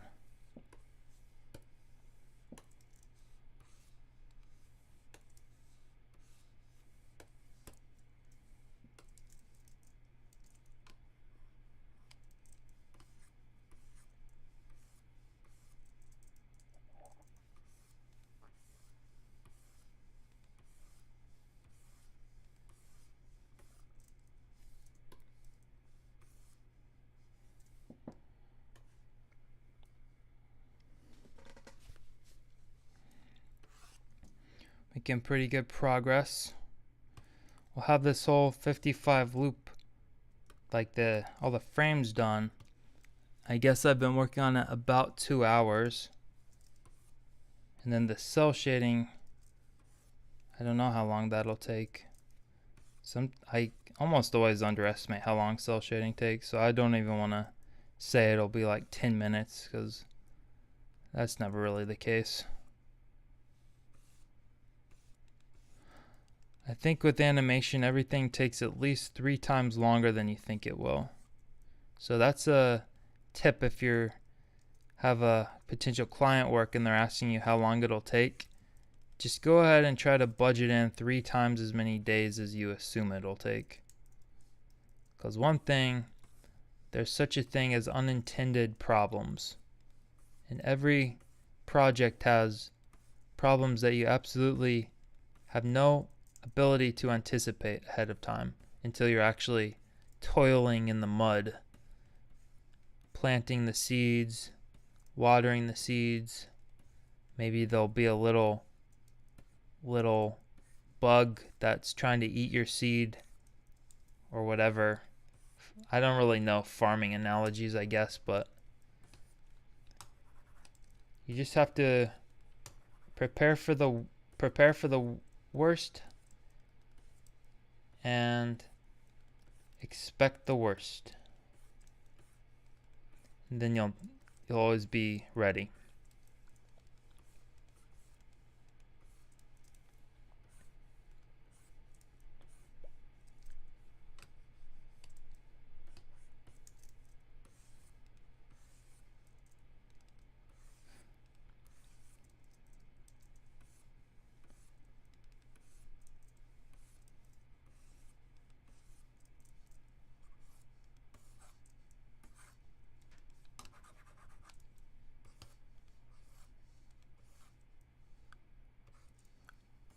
I just had a random thought. I don't know if I should say it. I was gonna say are NFTs still a thing? Because I just remembered that everyone always talking about that 2 years ago, and I just had this really pleasant feeling in my brain that I just realized I haven't been seeing NFT stuff on my timelines in I don't know how long, like a while. So, and that made me feel kind of relieved. But I'm sure it's still a thing, but it's not like the thing. It's not the thing. I almost got into that until I researched it more. And then when I started seeing all the rug pulls and scams and shady business going on, decided that's not something I want to invest my time into.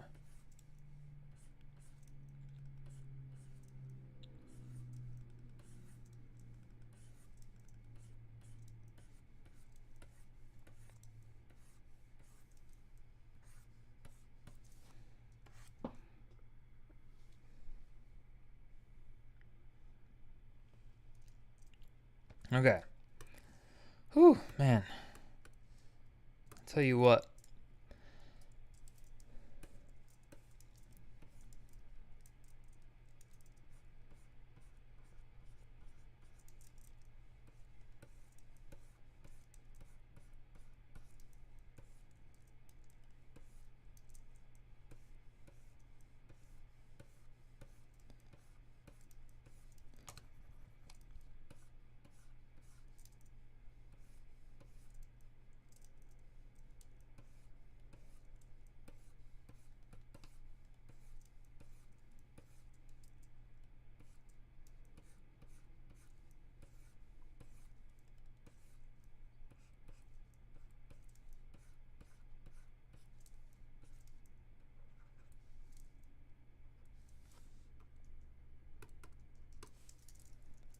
So where this part's pinching and getting smaller here, I need to have a little goop right here dissipate so it follows through. It just feels better. Otherwise it just looks like pieces of it are disappearing too fast. So you kind of have to look at where there's these gaps in between the frames. Those are a good chance to add little goops to dissipate, like right here, down here. This is like I said earlier, it's kind of like water, but a little bit more thicker consistency. Has the viscosity more like lava or mud or milk Actually, I believe it was Bambi. The special effects artist filmed things dropping into milk to reference for the rain scenes in Bambi because the drops were more like stylized and cool looking and also lasted longer on screen, whereas water was a little too thin and didn't capture the feeling they were going for. So I'm imagining these kind of goopy music notes being like maybe like rubbery or like lava lamp type stuff.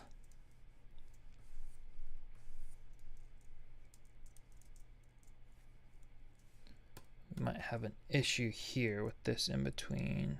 Okay, so this goes up. Oh, it kind of pauses here. Let's see here. Yeah, it's getting caught. I need to bring the top of this one up more to favor this top frame.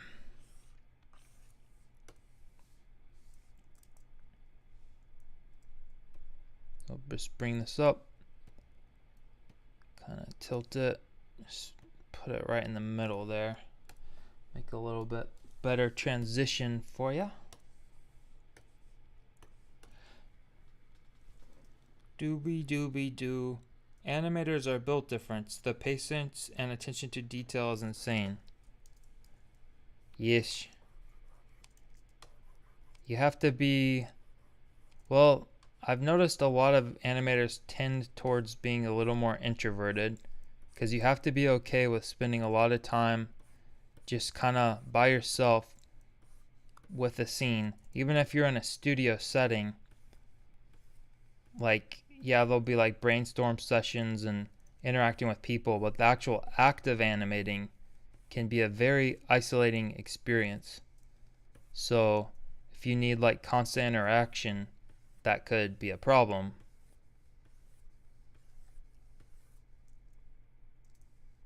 I find it very meditative. It definitely chills me out, calms my anxiety. It's repetitive. I know what to expect. Well, I don't know what to expect in terms of what's going to happen, but the process I know what to expect. But it's still exciting because you never know what you're going to make. Even if you think you know what you're going to make, mistakes happen and things change as you start working on it, and that keeps it from being boring, because with every stroke of the line something is revealed.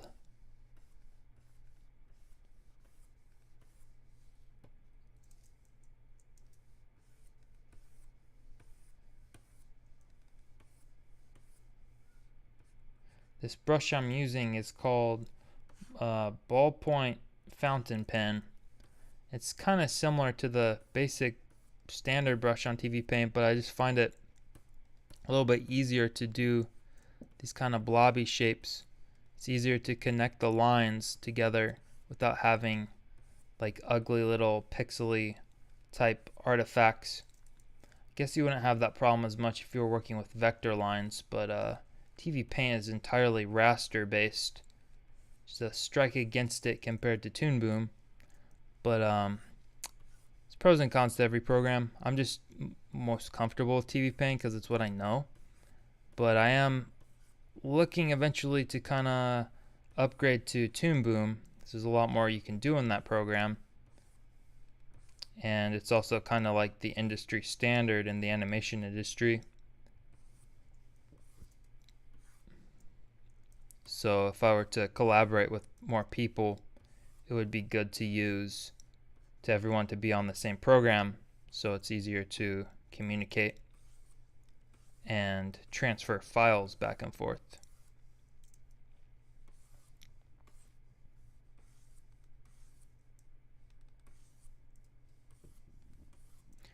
that being said, I think like for the most part for 2D animation, minus doing any like camera movements or like post edit type special effects and things like that, as long as you have a timeline and layers, it doesn't really matter that much what program you're animating in.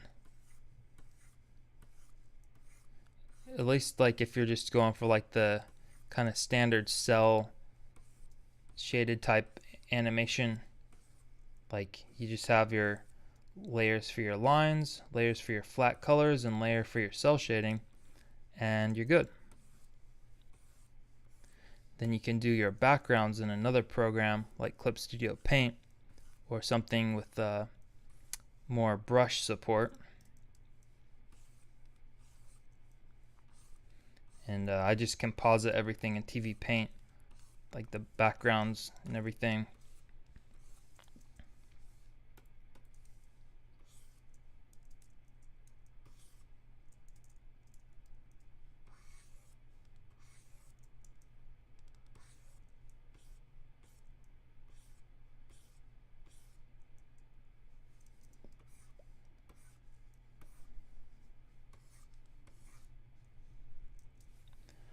Oh boy, I'm tired. Ooh. How many music shapes are you doing? I want to do all the main music shapes. Not on this stream, obviously, but for the pack. Just like all the main looking ones. And have them doing different things. Some will be like swimming, some will be looking all sad, some will be jumping, some will be marching. This one's just kind of morphing, just to get a feel for how to think about these.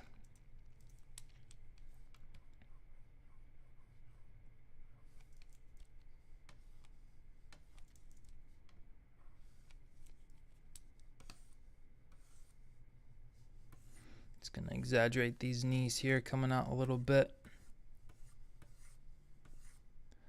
This in-between process where I'm also kind of polishing stuff up, it's kind of the last chance to get all the frames interacting how you want them to before adding cell shading. So once I go on the cell shading phase, it would be more annoying to make edits because then whatever I change on the main drawing, I'll have to change the cell shading to match the new drawing. So I just want to get these drawings how I want them before I start adding highlights.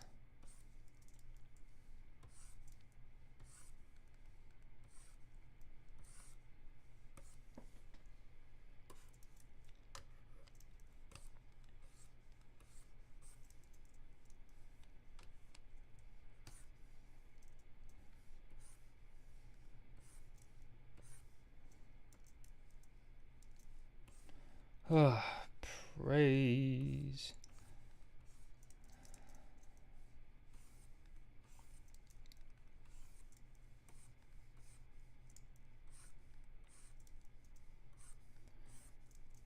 Oh boy.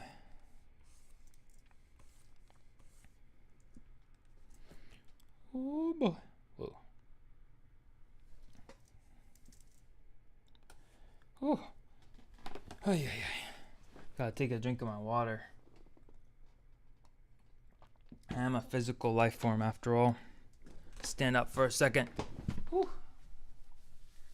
This is cool. Oh, thanks, Taitmon. What's up, Ume? Hi.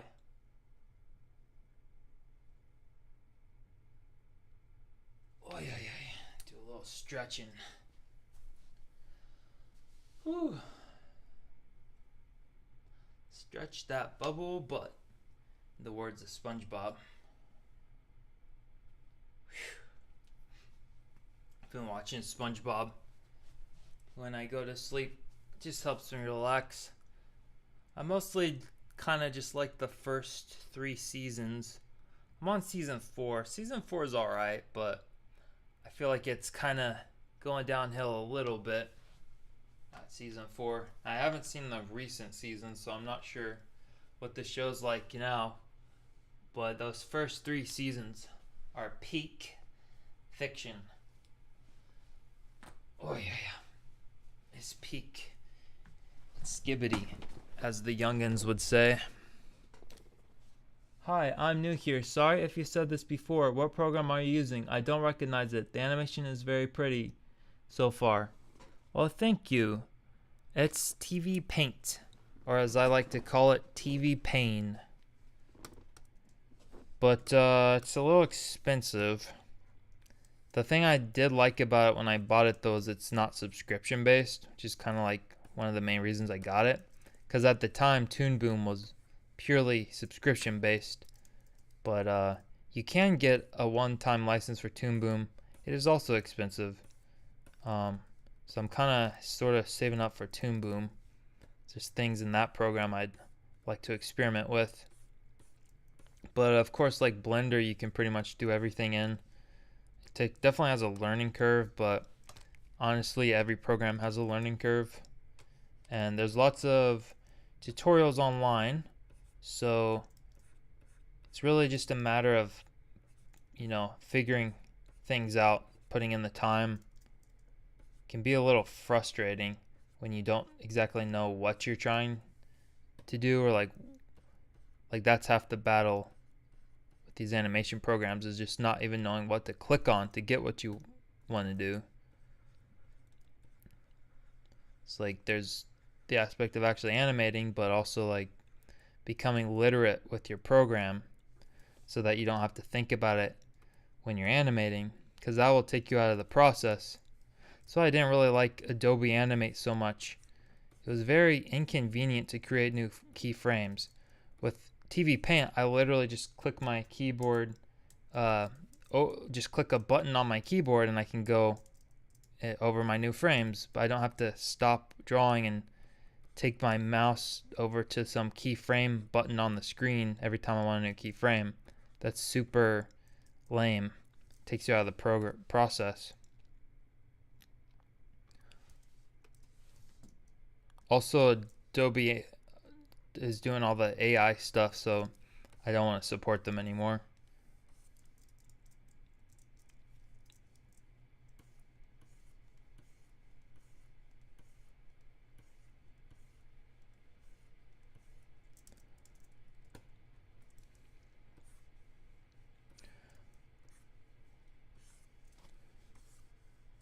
Come on, zoom in, just relax. I'm fine.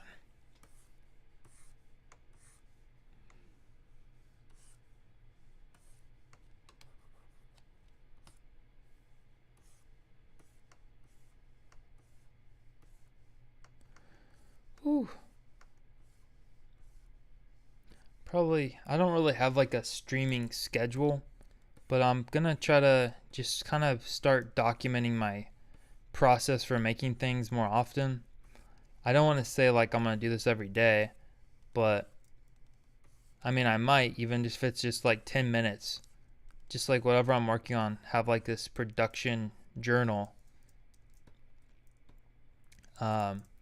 But like when I have these more kind of complete, these kind of loops that I can kind of complete in one setting, even if it takes a couple hours, then like, yeah, this makes more sense to stream, because I can have a finished thing at the end of the stream, just kind of more satisfying than just streaming here and there of something that doesn't get finished, or you don't get to see the process of how it started and how it ends up where it's at.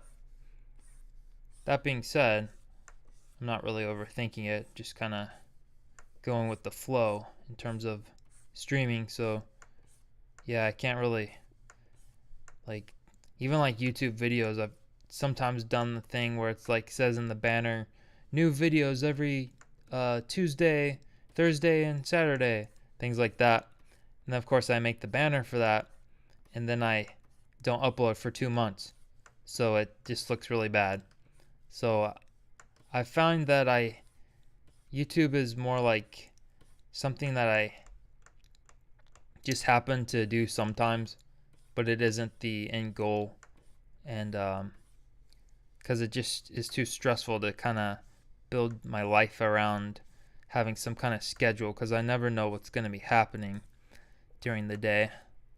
It's not like I really have a super busy type of schedule. Well, I mean, I'm always working on things, but in terms of like social life or things like that, pretty much never do anything. But I don't know if I'll need a day where I just need to rest my mind, or if I don't feel like talking. So that's why it doesn't make sense to have like some super strict schedule, even though I can see the logic of that being good for advertising to people when to tune in. So like, of course I understand the logic. I mean, that's what TV shows do. Get people in the habit of tuning into your station at the exact same time on the exact same day every week. That's, a tried and true method to building a consistent viewership base. But it's just not something that I can do right now. And I'm okay with that.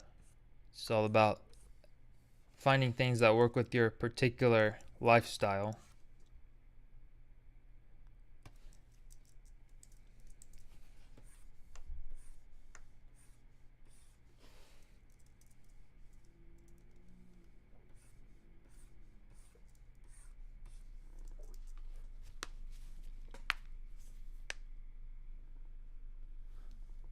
A schedule is fun to make but awful to adhere to.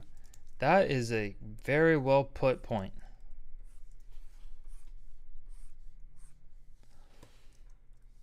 The idea stage of things is often very fun and exhilarating, but sticking with it, that's where the grind comes in. Like a lot of like business type ideas too, it can sound really fun. Like, oh, I'm gonna start a shop that sells this or that. It's like, that of course that's part of the process, but that's like the easiest part of the process is the idea, just the idea itself. Actually executing on the idea, that's where the like more emotionally taxing aspect of it can come in. But there's nothing wrong with having a bunch of ideas and testing them for a little bit. That's how you find out, is this something I want to take further? It's just like a science experiment where you have this idea, it's like a hypothesis, then you test it out and you see if this hypothesis goes to the next stage, or if it's not worth pursuing.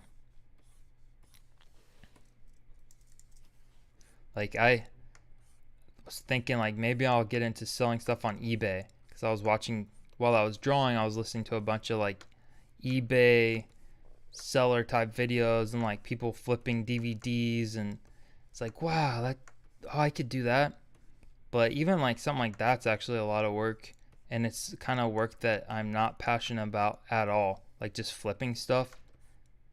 Like, I'd rather spend my time making stuff than flipping stuff. And that's not to put down anyone who does that. But I just feel like that's a skill set that isn't my skill set. So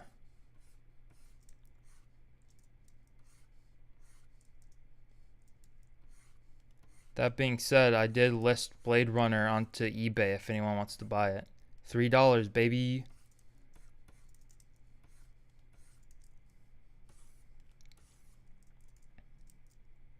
And I spent like $50 on shipping supplies to ship all my DVDs that I'm not selling. So I'm definitely in the red on my eBay business. But I'm hoping to add a section to my shop for physical art and start selling physical animation frames and drawings, so that I can get rid of all my shipping supplies I bought for eBay. And it'll give anyone who wants to own physical art that I made the chance to do that. Just trying to experiment with some other kinds of income streams beyond purely animation. The animation industry is very volatile. That being said, there is a demand for animation, even especially 2D animation on independent projects. So yeah, it's like, it is still good to kind of diversify different types of ideas and plans though in this ever-changing world.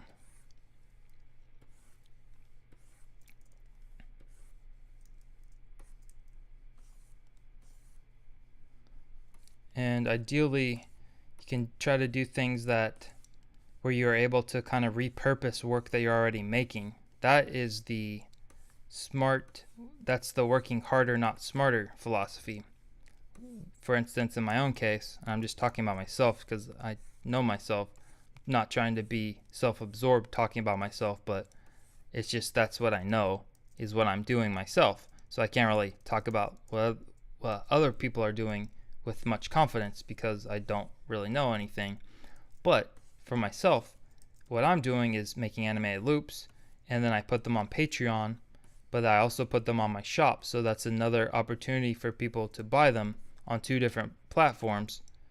On top of that, doing like client work, I have a thing where in my contract where I'm able to sell the custom loops I'm making for people on my shop as well. So that's another way to, especially if a client doesn't have like the best budget in the world, that's another way to try to recoup some of the labor that was put into the loops so that they're able to sell passively on my shop. Another idea, which I touched on just a second ago, is selling physical art and physical animation frames. I want to start doing some physical animation on paper and then scan those drawings and sell the physical animation loops on my shop, which is what I'm already doing, but I'm just doing it with digital animation. So I'll have the physical animation scanned as a loop that can be on my shop, but also sell the actual physical drawings as frames that people can own. And in addition to that, make prints out of the like more popular frames, animation frames. So that'll be 3 different income sources out of a single image. There'll be the print, the animation loop file, and also the physical drawing that people can own. So I'm just trying to really think of different creative ways to make multiple streams of income from a single source of work. Another idea is like making animation courses. The animation files that I make for these courses can also go onto Patreon and my shop to sell as animated clips. So that's like another way to get a little bit more mileage out of your work. So just try to think for yourself, what is something that you're doing that you can repurpose as a digital product because you just want to try to diversify your income sources, and that way you're not just totally reliant on one income source, because if you lose that one then you're kind of messed up. But if you have multiple, you can take a little bit more damage without being in the red.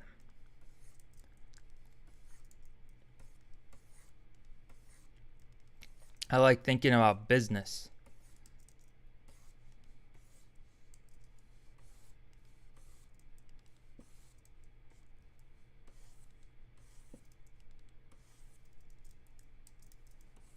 Like, in many ways, my business thinking is defensive. It's not so much that I'm interested in making money, it's more so that I'm terrified of working a conventional job where I have to be around people. So it's like I'm defensively trying to safeguard myself against that because I just want to do creative stuff, during the day, and also have control over my physical environment of being alone and not having to be around strangers and like deal with the stress of coworkers and the public and all that stuff, because that's very draining. So it's like that's kind of like one of the big motivators for being self-employed, at least for myself. Everyone has different reasons, but everything is hard. It's like a conventional job, you show up and your boss has work for you to do. But a self-employed job, no one is there giving you the work. You have to like go out and get it. So it's a whole other aspect, a whole other hat to wear, and it can be a little uncomfortable and a little stress inducing. So there's definitely a trade-off. You just have to kind of figure out which thing stresses you out the least. Go with that one.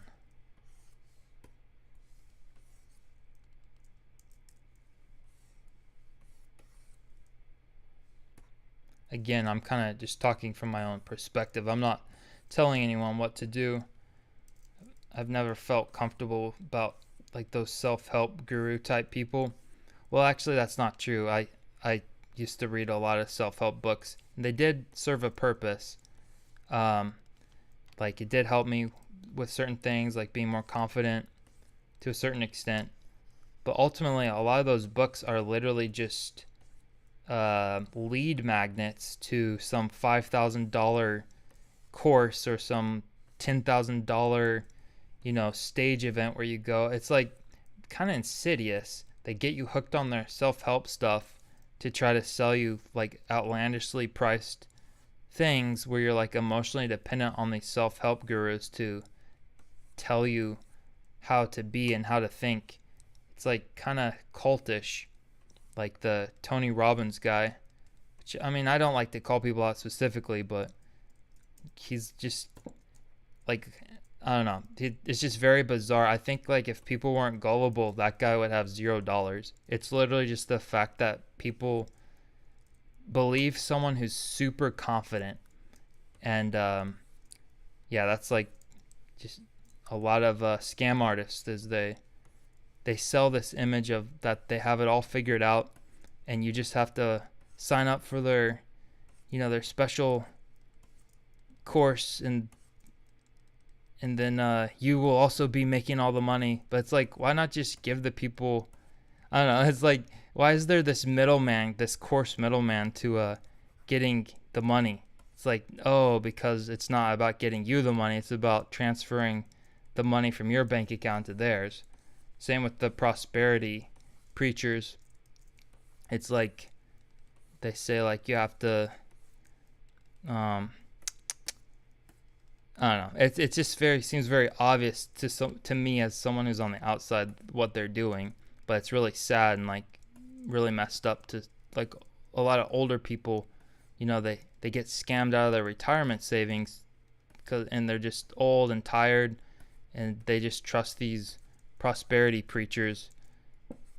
But it's like really insidious and sad and messed up.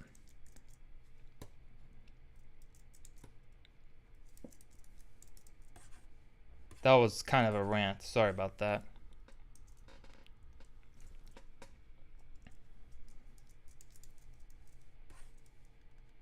I try not to be an edgelord, but sometimes I'm like feeling like a neck-bearded Reddit guy, and then I cringe internally. I pretty much avoid conflict like the plague. I hate conflict. I have like zero tolerance for drama. So, but sometimes things build up a little bit. If I don't let it out, or you feel like you're repressed, you're not. But for the most part, I think the best solution is if something's bothering you, just walk away. Like you don't need to stay around it.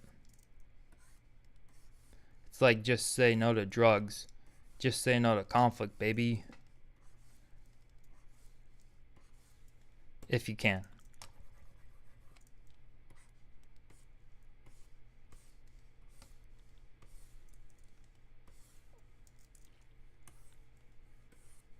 Getting kind of hungry. I don't know. I might have to cell shade this on another stream, in fact. Because I definitely feel my little baby neurons are starting to whine at me. So I might stream the cell shading tomorrow. And don't know when, but yeah, I'll stream it tomorrow. And I'll just play this animation a little bit. It's kind of flashing because I didn't color the in-betweens.